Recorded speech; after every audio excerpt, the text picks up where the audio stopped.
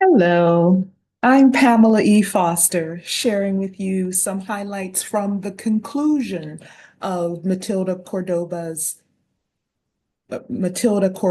Azcarate's 2020 book, Stuck with Tourism. In the conclusion, Azcarate provides a summary of her ethnographic exploration of tourism's impact in four regions of Mexico's Yucatan Peninsula. She explored Cancun in chapter 1, Celestune in chapter 2, Timasan Sur in chapter 3, and as my teammates just shared with you, Tekit in chapter 4. In chapter 1, she gave us an example of tourism preying on the region's inland in Cancun.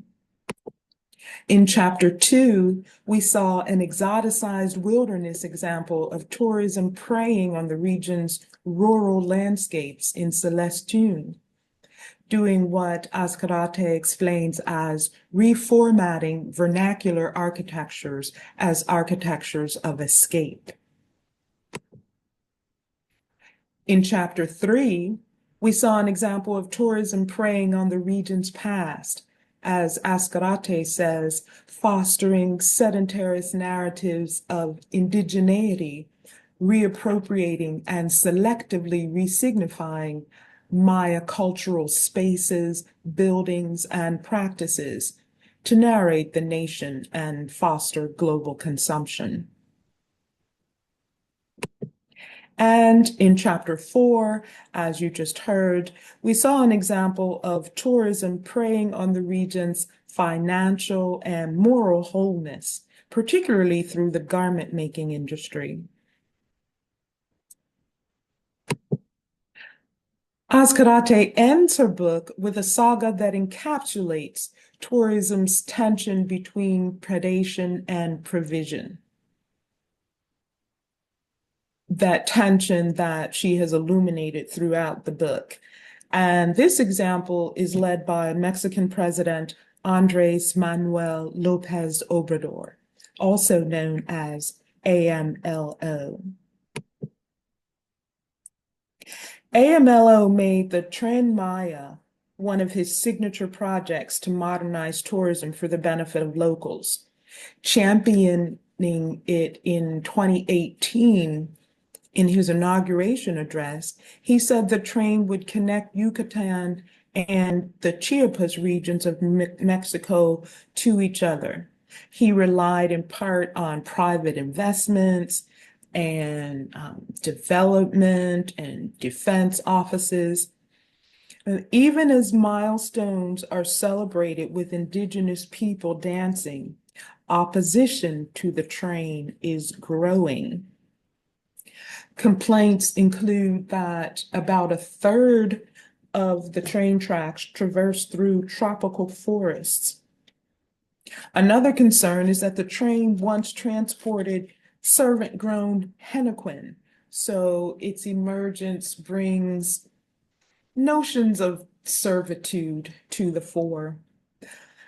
In looking up the current state of the train, I learned that its first leg started operating in December of 2023, and the fifth and final leg began just this past December. So it's now in full operation. The $30 billion project has faced budget cuts. And in January, a court ordered that it halt laying tracks, validating environmental activists' claims against the project, but the order came way after the train line's completion. Azcarate includes the Tren Maya story as a quintessential example of new and old patronages, poor client-patron relations, place-based competitive violence, land displacement, servitude, waiting in line, labor exploitation, new illnesses, financial and moral indebtedness, and other lopsided power dynamics, which she explores throughout the book. Azcarate's research shows that tourism in the Yucatan is both predatory and sticky because while it injures land, air, water, animals, and people, it also greatly benefits people. Her findings are even more significant because tourism is not solely in the Yucatan. She notes that tourism is one of the largest industries worldwide. It affects practically everything, including our identities. And it is growing. She notes in particular that disadvantaged populations cannot resist the intrusion of economic and cultural globalization through tourism. But why? She shows us in her conclusion that she did indeed answer her research question, exploring not just what is happening with tourism, but why. She asks, how can tourism continually reemerge unscathed from every failure in order to present itself as a panacea?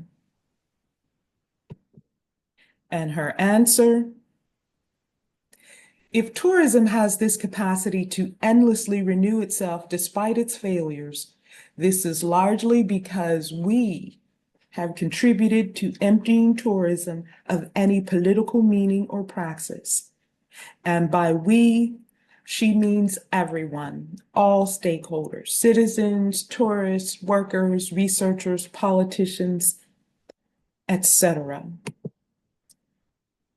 In praising Azcarate's book on its back cover, revered City University of New York anthropologist Seth Lowe reinforces Azcarate's answer that tourism thrives despite its flaws because it restructures every aspect of the environment and the economy. In other words, it reorders everything, even people, to suit it. While Azcarate offers a scathing account of tourism, she also is emphatic that she does not intend for this book to be a manifesto against all forms of tourism.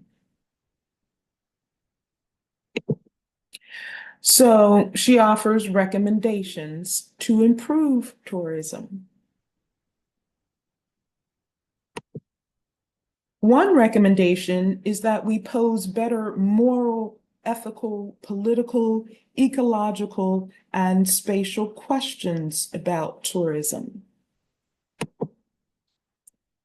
Another is that we free current heritage narratives from solely unsavory nostalgic past for identity consumption.